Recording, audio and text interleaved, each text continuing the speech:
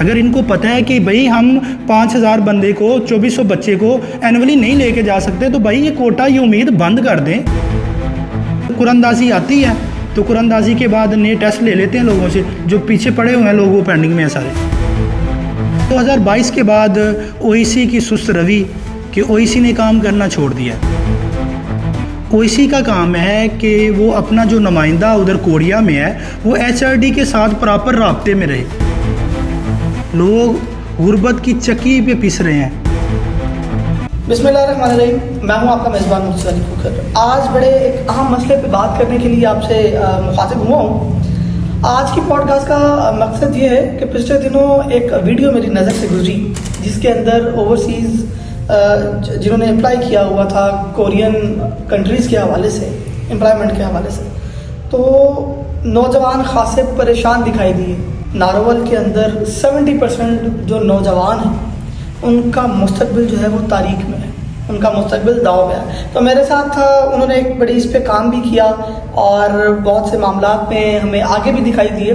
तो मैं बात करूँगा अजीम बादवा से कि उन्होंने ये इनिशिएटिव क्यों लिया और उनके साथ कितने लोग मिलते हैं। बहुत शुक्रिया अजीम, कैसे हैं आप? खैरियत से? जी अल्हम्दुलिल्लाह मुर्तज़ा भाई, बहुत शुक्रिया आपका। सबसे पहले मुझे ये बताइएगा कि एक्चुअल ये मसला है क्या, और हम भी सुनते आ रहे हैं कि 2022 के बाद जिन लोगों ने कोरियन टेस्ट नौजवानों ने पास किया और उसके बाद वो इंतज़ार में थे कि हमारा वीज़ा आएगा और बाकी मामूलात होंगे और उसके बाद वो जो है अपनी रोज़गार कमाने के लिए मुल्क से बाहर जाएंगे, लेकिन मैं नौजवानों के ख्वाब जो हैं वो टूटते हुए देख रहा हूँ। क्या कहेंगे?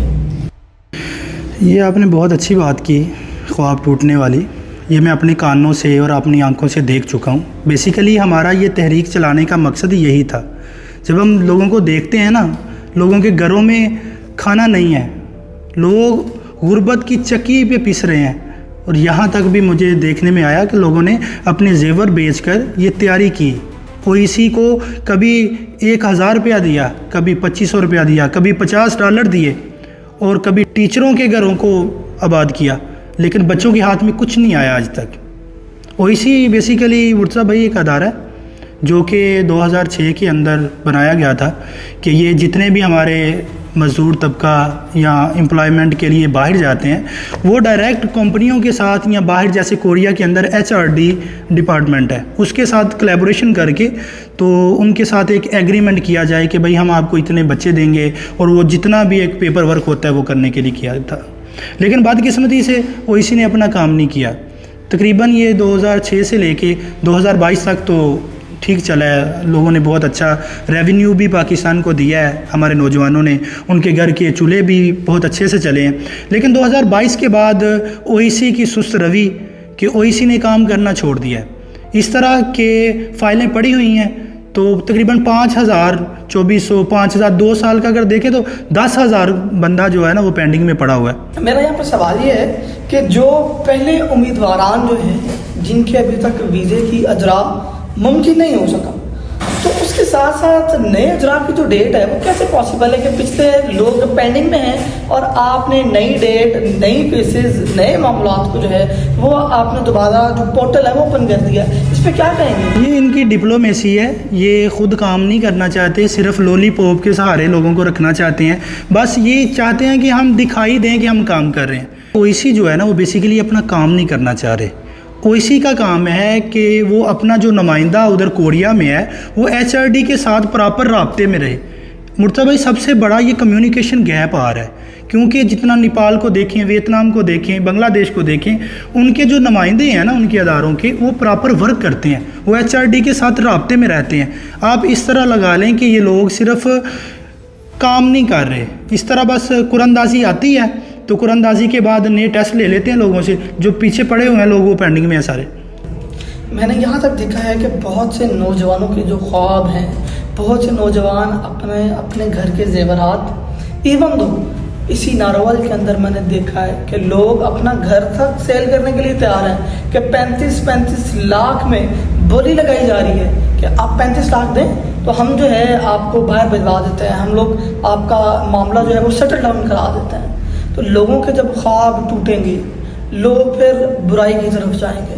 तो आपकी इससे इस मामले पे किसी ऑफिशियल से या किसी रिप्रेजेंटेटिव से मुतल्लिका जो है इससे मुलाकात हुई है, या आप लोगों ने किसी फोरम पे इस चीज़ को हाईलाइट किया है नौजवानों का मसला? जी, हम 2 दफ़ा हसन साहब से मुलाकात की कोशिश की है, लेकिन एहसन इकबाल साहब, जी हसन इकबाल साहब से हमने मुलाकात करने की कोशिश की है, लेकिन वो मुलाकात नहीं हो पाई। नेक्स्ट संडे को हम इंशाल्लाह मिल रहे हैं। उसके बाद हमारी ओईसी की तरफ जाने की भी है मामलात कि हम अपने इस मामले को पहले तो हम सोशल मीडिया पे उठा रहे हैं कि हमारे जितने भी हुकूमत के लोग हैं वो इसको देख के तो पहले ही मामले को हल कर दें। आपके साथ कितने नौजवान जो हैं जिनकी ये दरख्वास्तें पेंडिंग में हैं, और आपके साथ कितने नौजवान कनेक्टेड हैं? ये 2 साल के अंदर तकरीबन 10,000 बंदा पेंडिंग में है। 2 साल के 10,000 बंदा पूरे पाकिस्तान में पेंडिंग में है, जिसमें 70% नारोवाल के लोग हैं। आखिर में ये बताइएगा अजीम कि आप जो आपके साथ नौजवान हैं, आप उनको क्या पैगाम देंगे? क्योंकि जब आप एक कॉज के लिए काम कर रहे होते हैं, एक लोगों के लिए मफाद आमा में काम कर रहे होते हैं, तो कोशिश ये करनी चाहिए कि पॉजिटिव वे में और सोल्यूशन की तरफ जाएं, ना कि कोई चीज़ किसी नेगेटिविटी में इन्वॉल्व हो, आप उसको पॉजिटिविटी में लेके जाएं। तो आपका इसके अंदर क्या किरदार होगा और क्या कहेंगे अपने देखने वालों को? मैं अपने नौजवानों को और अपने यूथ को यही कहना चाहता हूँ कि सबसे पहले हमारे पास बहुत बड़ी नेमत सोशल मीडिया है। अगर ख़ुद आवाज़ नहीं उठा सकते तो कम से कम हमारी वीडियोस को आगे शेयर करें। ये जो हमारी आवाज़ है ना, ये हुकूमत बाला तक पहुँचे।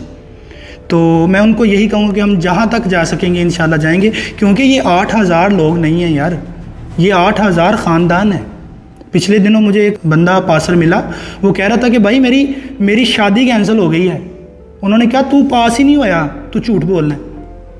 तो यहाँ तक देखें, लोगों की बेटियां घरों में बैठी हुई हैं, उन लोगों ने उम्मीदें लगाई हुई हैं कि भाई हमारा बच्चा कोरिया जाएगा तो हम बच्ची की शादी करेंगे, हमारे घर में रोशनी आएगी। इन लोगों को क्यों नहीं समझ आ रही? ये सैलरी ले रहे हैं यार। सिस्टम सिंपल सा काम है, EPS जो फास्ट ट्रैक सिस्टम है ना, उसको एक्टिव कर दें। कोई ऐसा पोर्टल बना दें कि जिसके अंदर बच्चों को कम से कम अपनी अपडेट मिलती रहे। यहाँ तक कि 3-3 माह के बाद तो इनकी एक प्रोसेस कंप्लीट होता है।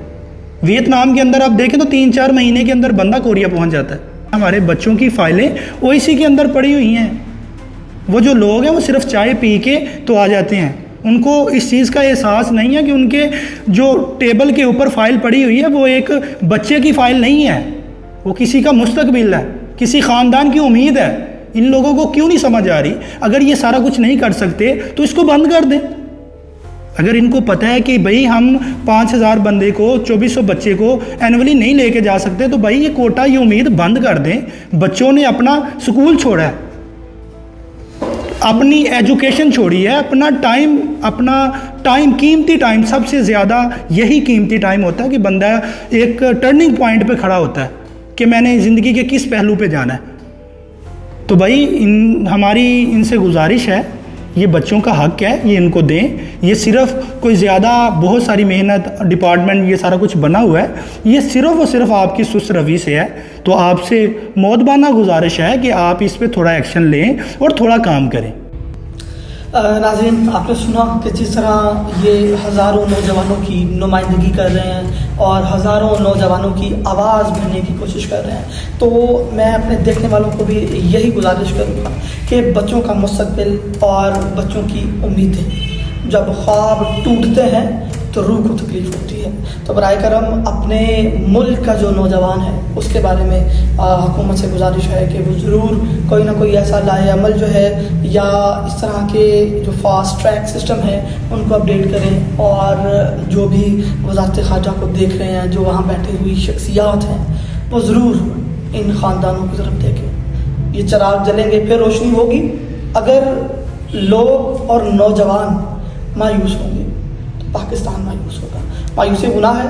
इसी उम्मीद के साथ, इसी किरण के साथ मैं आप लोगों से इजाज़त चाहूँगा कि ज़रूर इन नौजवानों का जो मसला है वो जल्द से जल्द हल होगा और हुकूमत और अरबाब इख्तियार जो है उसके ऊपर ज़रूर तवज्जो दें। अब सवाल ये है कि आया ये काम कितनी जल्द और कितनी ताख़ीर का शिकार होता है? सवाल छोड़े जा रहा है। आपकी समातों का बहुत शुक्रिया।